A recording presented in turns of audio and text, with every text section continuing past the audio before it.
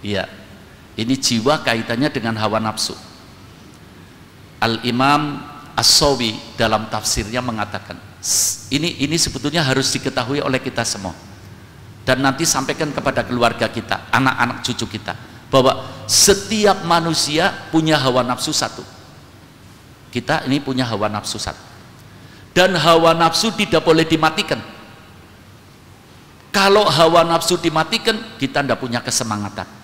Tapi hawa nafsu diarahkan, beda loh ya. Memerangi hawa nafsu maksudnya merubah hawa nafsu. Hawa nafsu tidak boleh dimatikan, nanti hilang kesemangatan.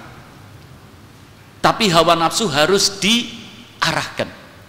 Setiap manusia punya hawa nafsu satu, tapi hawa nafsu ini ambil yang ringkas ya. Setiap manusia punya satu hawa nafsu punya 3 sifat. Ini harus kita kembalikan kepada diri kita sendiri. Setiap manusia punya satu hawa nafsu ya, hawa nafsu punya 3 sifat. Pertama, dan ini disebutkan oleh Allah dalam Al-Quran, namanya nafsul ammarah bisu, pertama.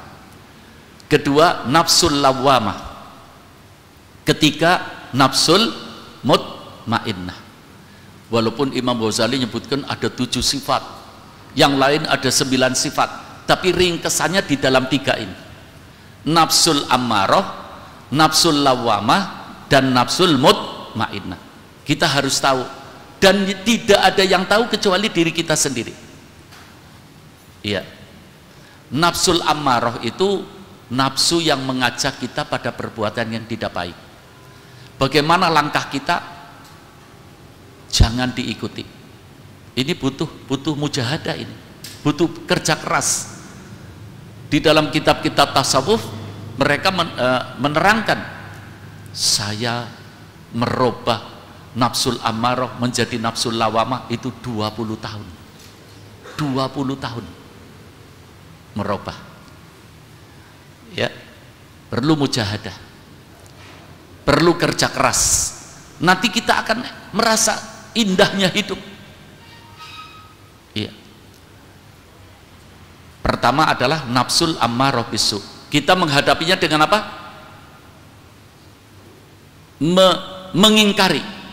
Kalau nafsu ammarah kita inginnya ke timur, kita langkahnya ke barat. Ini butuh perjuangan. Lama-lama nafsu kita berubah dari ammarah menjadi lawwamah. Lawwamah itu apa? Mengkritik. Lawwamah itu mengkritik. Kalau sudah mengkritik, ikuti. Ini juga mengikuti kritikan nafsu, butuh perjuangan. Pertama, kita ingkari, kita perangi, kerja keras, jangan diikuti terus. Nanti lama-lama kita akan menjadi nafsul lawwam, mengkritik. Contohnya, kritikannya ya, kata nafsul lawwamah, tetangga kita kok kalau sholat jamaah, kamu kok sholatnya ndak jamaah. Ikut sholat jamaah, habis sholat jamaah assalamualaikum, assalamualaikum, pulang. Lama-lama lawwamah ngomong, yang lain kok habis salam baca dzikir dulu, kok kamu pulang? Iya, ikuti, baca dzikir, habis baca dzikir pulang. Lama-lama lawwamah ngomong, yang lain itu habis baca dzikir sholat sunnah, kenapa kamu habis dzikir pulang? Ikuti. Kalau diikuti terus, ini butuh perjuangan, butuh waktu. Kalau sudah sampai nafsu kita lawwamah diikuti, nafsu kita akan berubah pada puncaknya, namanya mutmainnah. Mutmainnah perlu menjadi catatan kita para hadirin. Kita hidup ini dikejar dan mengejar. Kita hidup ini dikejar dan mengejar. Hidup kita ini dikejar oleh apa? Oleh umur. Hidup kita tiap hari dikejar oleh umur. Mengejar apa? Mengejar supaya ketika terkejar oleh umur, harus keluar dari alam dunia, kita sudah berhasil mengejar. Mengejar apa? Mengejar nafsul mutmainnah. Ayo kita baca ayatnya yang kita sudah hafal semua.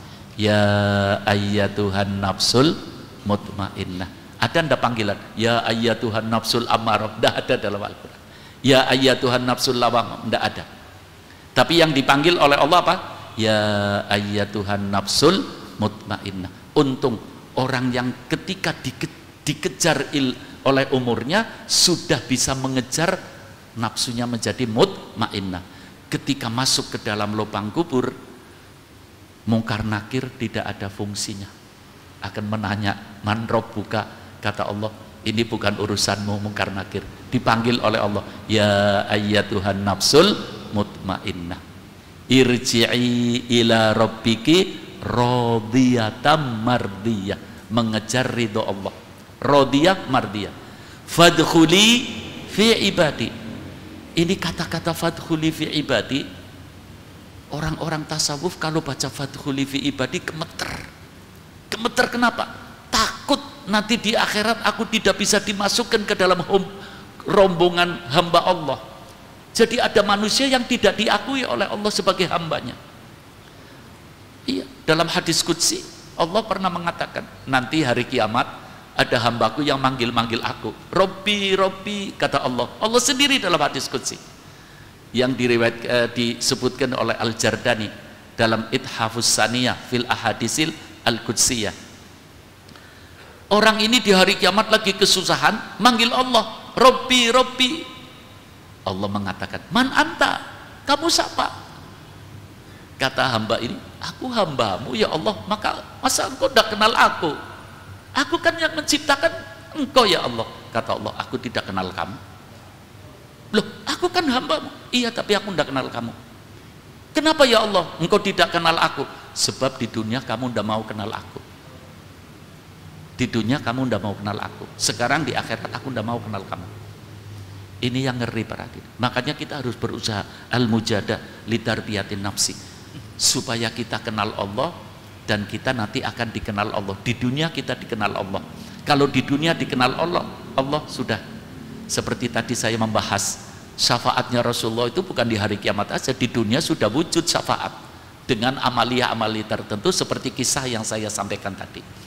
Juga inayatullah, pertolongan Allah sekarang di dunia kita harus rasakan sebelum di akhirat nanti. Dengan apa? Al-mujahadah litarbiyatin nafsi.